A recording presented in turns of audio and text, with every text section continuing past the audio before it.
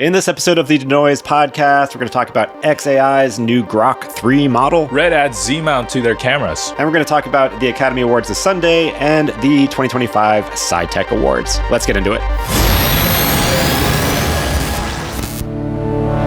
All right, welcome to the Denoised podcast. I'm Joey Dowd. I'm Addy. Welcome. Hey, man, Oscars are coming up. I know, this Sunday. So we got some predictions for... We'll do some of our own predictions at the end of the episode, and then we'll see. And this is not betting advice, yeah? No, it's not betting advice. This is just for fun advice or fun predictions. So again, the Academy Awards and also the scientific and technical awards, which sometimes interesting stuff happens there too, but not a lot of people talk about that. I was blessed enough to be a part of the selections this year, the 2025. So I was involved last year for it, and the people that have won, oh my God, I got to see the presentations. There's a phenomenal technology that's being awarded this year. Oh, yeah. Yeah. So awesome. We'll get into that. We'll jump into that. Okay, first up, Grok 3 from XAI.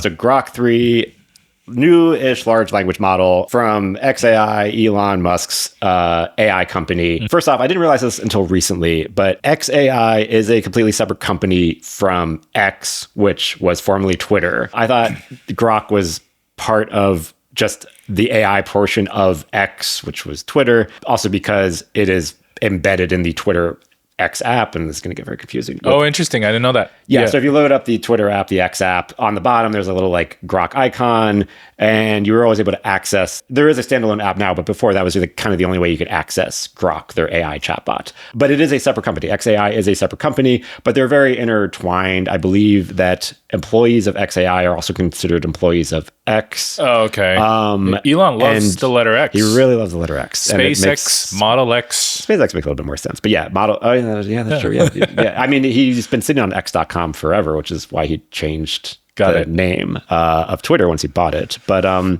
yeah, so anyways, Grok was like the language model I kind of like wasn't really paying attention to because it kind of seemed like a joke-ish language model. It was a meme model? It was a meme model. I mean, it would kind of like give you responses, but like, put like jokes in there and it's stuff. Like, if I want the serious stuff, I'm just going to go to Claude or... Yeah, I never took it that seriously. And they were also way behind. But impressively, so sort of within a year of Grok 1 and now Grok 3, I keep seeing talk on X about Grok 3 and what people are doing with it. And I think it's worth just at least people should be aware of like this language model is out. Sure. And people are saying it's pretty good, like kind of on par with ChatGPT's 01 and good at coding stuff. It has its own deep research feature. And it does some interesting stuff too, because it is so embedded in Twitter, X, and on live data and posts that it pulls in new information and can kind of give you more like very up-to-date info based on whatever's going around on X. And I've seen a lot of people talk about how good it is at coding tasks as well. Wow. I had no idea. That's all news to me. Again, it's slept on and ChatGPT gets all the credit. And then there is also the other two or three. Anthropic or Perplexity or Gemini. Between those, I think most people are getting their work done there. Yeah. And I think there's other things around, why you may or may not want to use Grok and XAI. But I think what's impressive too, and also kind of in the same vein of DeepSeek, which, kind of blew everyone away because it was like, oh, look, they did this so inexpensively, but they potentially may or may not have also used ChatGPT's training data for DeepSeek. Oh, yes. For distillation? Yes. Yeah, that's coming out more and more now. But having said that, DeepSeek is very much in play and in being utilized, right? Yeah. You said Perplexity or? They added, you could tap into it on Perplexity. That was an example where like it did seem like they did come figure out some other ways to computationally train models and make it more efficient. XAI, it seems like, did the same playbook of just throwing a lot of like GPUs at it and building out a data center. So they built out a huge data center called Colossus in Memphis, Tennessee. Yep. They used, I believe, 100,000 NVIDIA H100 chips. Oh my God. And also that because of Elon Musk's relations with NVIDIA and Tesla, they were able to get so many chips. Yeah. But they were able to really kind of just do this faster. Yeah. And the other interesting thing too was, I believe, the way they trained. So they used synthetic data sets for controlled learning. Wow. That is the holy grail of AI, right? AI training AI. Yeah. And so, do you want to touch more on that of synthetic data? Yeah. So when it comes to like training a stable diffusion model, do you give it real world images, photos and whatnot? Or can you actually just generate a bunch of images and then feed that to make a whole new model? And if you do, how does the behavior of this new model trained on synthetic data differ from a model trained on real world data? So these are all the things that are being worked out right now. But ultimately, it is the future because the amount of training data sets you need for anything is in the billions. And to get licensing rights and things like that for billions of images is increasingly becoming more and more difficult. So the only solution out of that is to just generate it. Yeah. And if you generate it, then it's also you kind of don't have any of the issues of rights or sourcing or where you got the information from. But also, does it stay true to the real world sort of parameters, right? Like if, I'll give you an example. If you are making a stable diffusion model that's going to look at clouds or you want to generate clouds, but it's only trained on artificial cloud images, are the output going to look like real cloud? Right. Or is it going to look like an AI version idea of what a cloud should look like Exactly. or something? Yeah, this was always struck me too when we started going down the like large language model and training stuff like 2-3 years ago. Because it was like, okay, so if it trained on existing data sets already, but then we start using this stuff and we start pushing this stuff online, the AI generated stuff. And then it's updating its knowledge base and scraping new information. But if it starts scraping stuff that's AI generated, are we going to get into this like circle of like, there's a spot where sort of like original stuff stopped being created and now it's just training on AI generated stuff that's on the internet. And then when you hear the founders like Sam Altman and these guys talk about where AI is heading, I think they all sort of allude to just AI data overwhelming the amount of data that exists on the internet already. Right. Crazy. Especially when it's like so easy. Like, I mean, you could just create automations and to like spit out blog posts like every second. Exactly. AI generated, but that's a world that I don't know how I feel about it. Like just inundated with synthetic stuff everywhere, but it's in that direction already. Yeah. The Grok 3 is currently out. You could get it through the X subscription model, which if you pay for like X Premium, I believe there's like one level that's $30 a month, another level at $40 a month, that they're saying is on par with the OpenAI like $200 a month level. So it's like a Pro.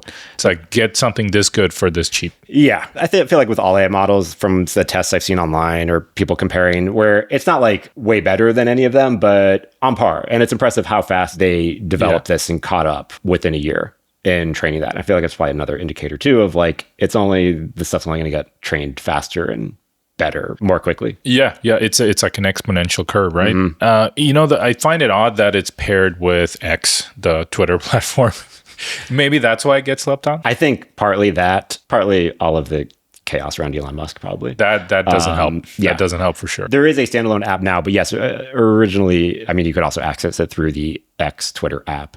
I mean, that makes sense though, because that is a very real-time source of data and you keep training your model on. So it's like he has access to outside of like Reddit or proprietary news articles. It is not the source of data, but it is a big source of data. It is a good source of real-time data. I will say the other interesting thing in how they've integrated Grok in X is you'll see posts or stuff and maybe it's referring to something or some news story and then there'll be little like pillboxes for Grok prompts to be like, tell me more about this. And it'll kind of pull in real-time data and kind of give you more context about if someone's commenting about current event or something, but you're like, oh, what are they referencing? Yeah. It'll like research and kind of fill you in on the back. And it's actually kind of useful implementation of AI on a social network that no one else has really implemented because it would probably cost them a lot and it doesn't. Well, what's Meta up to with Llama and all that? I've never seen them integrate anything on like a Facebook or Instagram. Okay, they still to be like, hey, give me like someone posted about something that's like, hey, give me like the background context about this post. If anything, I think Instagram was pushing more towards like AI generated images, and then people the wrong like, direction. Yeah, they're like, people are like, it's kind of weird, and then they like pulled back on that. Yeah,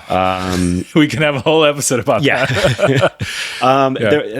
There was a whole thing I've been seeing too of just AI generated like storylines, like fake accounts that create AI generated images, but it's all around a like ongoing like fake storyline. Like, I'll just go back to like in a world where we're craving for more, human on human, actual real world interaction. When you confuse the user with synthetic humans that posed to be real, like that is a recipe for disaster. Yeah, and also like, why do we need this? Why do we need that? We have smartphones. There's already like a million good images around. Yep. Yeah, I will say one other thing I have seen about Grok is, and I believe it was sort of touted as not having the same, like, well, let me say, quote, woke training as other models, whatever you want to interpret that as, but which means they didn't put a lot of the safety features that a lot of other AI models have. Yeah. And I've seen people post scary things saying, like, if you ask it to do like of how to build bad things that I'm not going to mention, it will tell you detailed instructions of how to build bad things and where to get the bad things. My guess is Elon just fired the safety staff. Or that there just wasn't one, or it was just like, let me just put this thing out and have no red team testing, which normally a lot of these, other models, if they go through red teaming. If you combine no safety with Starlink, where you have internet access to remote parts of the world, and now anybody in rogue states can have access to data easily. Not a good recipe. Normally these models are red teamed, where like people come in before they release it to the public and give it all sorts of crazy prompts to try to see if what information. There was that hack a while ago where it was like, I'm your grandmother, and like tell me how to make your favorite recipe of napalm, and that was like a way to like hack. That's like a wolf in sheep's clothing. Yeah, that was like a way for someone figured out how to hack. Like I forgot which model it was, but to get it to tell you things that it's like normally if you're like, tell me how to make a napalm, it'll be like, no. Sorry, I can't do that. But that was a way to hack it, and I think they fixed that. But normally they go through extensive testing processes to make sure you can't trick these things into telling you bad things that you should know how to do. And apparently, Grok doesn't have any of these. That's why it's cheap. So that's scary. I hope they fix that. I mean, it's good to have on our radar, and I think people should know about it. I mean, because I had dismissed it as just like, this, Grok was like the jokey chat thing, but they caught up, and and it's no joke. I mean, their data center and the training models and all the stats that they are associated with, that's no joke. Yeah. All right. Next, in a slightly more positive story, RED has introduced a Z-mount to the V-Raptor and Komodo camera systems. Yeah. So tell me about this, Addy, because you were excited about this one. I'm very excited. So I'm a big RED fan, and it seems like it's just a lens mount thing, right? Like you can get a Venice with a PL mount or an RF mount or whatever. So it's like, so you can get a V-Raptor or Komodo with a Z mount versus an RF mount. And Z-mount is Nikon's mounting system. Post acquisition and first move from the RED team that leans into the Nikon ecosystem. It's kind of the first thing we've seen play out from the acquisition that has changed the products. I don't know if you're a big lens nerd. Nikon glass, Nikkor, is some of the best glass on the planet. And up until now, REDs wouldn't work with Nikon glass so well because most REDs tend to be RF mount, which is Canon glass.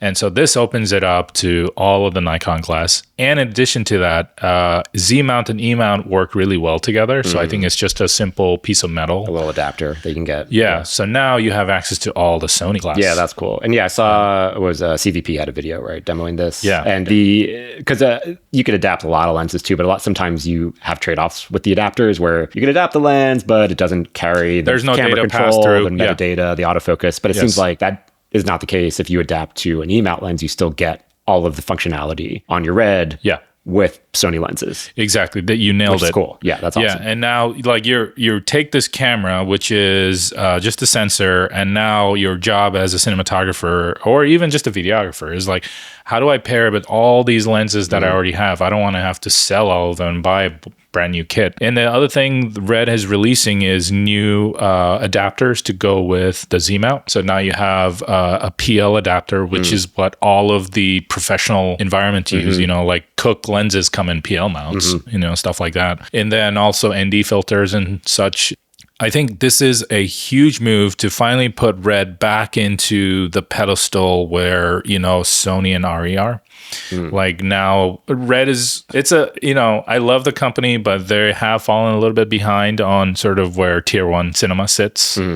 And so maybe this is a move that will get them back up there. Yeah. I mean, if you could get one camera and be able to use Z-mount, E-mount with one body. PL mount. And I think, there are other, you can convert existing RF mount bodies to Z-mount for either $1,700 or $1,600, depending on the camera body. So also that you could retroactively, if you have a camera, you can like these self-service. Yeah. Just send them I don't know if you get self-service or you send them, maybe you can change it. Yeah. The more lenses you have access to, that makes the camera more powerful. Yeah. Initially, when Nikon acquired RED, the speculation was that RED 3D format, our 3D format, that they really acquired it for that compression. It is really good. I mean, I think, and it's also very patent protected. It's very patent protected. Yeah. It's really robust to data loss too, right? It like writes in multiple folders. So if there is data corruption on one side, it is very okay with it. And the thought was, okay, Nikon is just going to take this raw format and put it into all the Nikon consumer cameras, the millions of them. Now, this move, in addition to that, the RED Nikon marriage is starting to make more and more sense, and it is beneficial for both companies. I mean, it made sense with the Nikon to like, because they sort of lagged behind the whole DSLR, the cinema camera world. Yeah, I just video period on having their DSLR bodies, like with Canon with the 5D Mark II, when that kind of launched the whole like, oh, you can shoot really good looking videos on these like DSLR cameras that look very cinematic. Thank you. Yes. No, I have a really soft spot for Nikon. My first photography camera, the one I learned photography with, was a Nikon D3100 about 10 years ago. Yeah. I loved it. And that was my first Nikon 35 millimeter was my first camera. Okay, film there camera. you go. Yeah, still photography camera. Yeah. So I have a soft spot for Nikon. And like Canon has their C500, C400, C300. They have cinema cameras, obviously Sony Venice's. Yeah, they successfully went and expanded the product line to the cinema series and cinema ranges. And Nikon just never did. But now they have RED. Yeah, was a good step to that. And once it came out, what the acquisition price was, it was a really good deal. That's a good deal. I think it was around like 80 million or something. No, I think it was 4 billion. I thought it was like I thought it was way lower. Oh, a million? I think 80 like million. Okay. Well, we'll get a fact check. Now we have to fact it. I thought it was like, I was like, wait, really? I thought it was surprisingly low. A lot of my coworkers at Disguise were from RED, and RED is obviously here in Orange County. And Jim Gennard and some of the founders of RED come from Oakley, so they're like kind of a rock and roll surfer company. They're very cool, like the skull logo and the black and white camera bodies. And I just love the brand. Yeah. I mean, they've successfully, I remember when it first came out, I was like, we're going to build a high-end cinema camera. Yeah. It's like, what? Like digital? Like just digital? You make Oakleys. Yeah. And they did it. Yep. They successfully did it. Yeah. All right. And to wrap up, we got the Oscars coming up this Saturday. So we'll do some of our predictions, but let's talk about the Scientific and Technical Awards. Yeah. So Sci-Tech Awards are really prestigious, probably the most prestigious M&E technical award that's available today. It takes a long time to win an award. So this is not like the Academy Awards where it's like all the films and things that happened in the previous year, we're going to give awards out. This is a completely separate process. And it's for technology that could have happened at any point in the past. 100%. Like it's unlike the Emmys, where the Emmys are, I would say, a much bigger slate, and the slate gets renewed every year. And like Disguise won the Emmys a couple of years ago, and this is much more exclusive, and it does take a decade. Like, not joke. Like, you can have something innovative today, but 10 years from now, you may win an award on it. I mean, speaking of that, the one that stood out to me the most is like, oh, I'm like aware of this and they're getting an award, is Freefly's Mōvi gimbal system. So the Mōvi's been a minute. Yeah. Caused this huge splash. I remember when it came out like 10 or 12 years ago at NAB, and it was like, someone holding the rig and they're like moving it like this and the camera's just staying still and everyone's just like, whoa. And they do this. Yeah. And now it's like, we've got like for $100, you can buy a pretty decent version for an iPhone. Yeah. And like that's just like gimbals are everywhere. Yeah, like, I think the DJI Ronin is a ripoff of that, right? The Ronin did replicate the Mōvi. Same technology. And then same idea, yeah. The Mōvi was also kind of innovative too, because it was, you could have someone moving the camera and stabilizing, and then you could have a separate operator with an RC controller. That's right. And to adjust the head. That's so cool. Yeah, and these were huge developments when they came out, and now we sort of just like, it's pretty standard kit for like everyone. Like, and the technology's gotten smaller and smaller and smaller. I feel like DJI Ronin's probably run away with it a bit. Yeah, like Mōvi still kind of stay. And they do their background was like they basically took the gimbal system from drones, and they do a lot of drone stuff. Got it. And then it's like, oh, we have the stabilization. I think that might be paraphrasing here, but they primarily focus on like high-end drones. Yeah. And then it was like, oh, we have the stabilization system for drones. We could just handhold it. Yeah, sure. Makes sense. And same thing with drones. You have someone piloting and you have someone else actually separately operating the camera. So they're getting an award. But yeah, again, this is like that. This is technology that came out 10, 20, 12 years ago, and now they're getting an Academy Award. And luckily enough for this year, and I don't know if I'll ever go through this again in my life, but I'm so blessed to have gone through the actual process. Yeah, what's that like? Oh, man, it was so cool. It was so cool. I got to present in front of the Sci-Tech committee. So it was like a panel? And it was like a very exclusive, I had my suit on and everything. And I got to meet all of these people that are on here. Actually, we got a live demonstration of the Naked Burn Gel to Nimi Vaino, who won it. Fireskin 360 Naked Burn Gel. So we walk out of the auditorium and we go to the parking lot where this demo is set up. It was so cool, Joey. This guy puts his gel on with like this paintbrush. It's clear and then it dries in a few seconds. Takes a flame torch, puts it on his arm. Nothing happens to him. It's crazy. And then he does it with a wet paper towel. He puts on the gel on a wet paper towel and blowtorches it, and the paper towel's still wet. Not a single burn mark, anything. This product is incredible. It's like the complete opposite of napalm. Anti-palm. Yeah. So, I mean, look, this stuff is not new. I'm sure it was being used for film production for many, many years. And finally, they have the achievement recognized. Yeah. Yeah. I did also notice, too, that there are a handful of awards all around denoising technology. No pun intended. Yeah.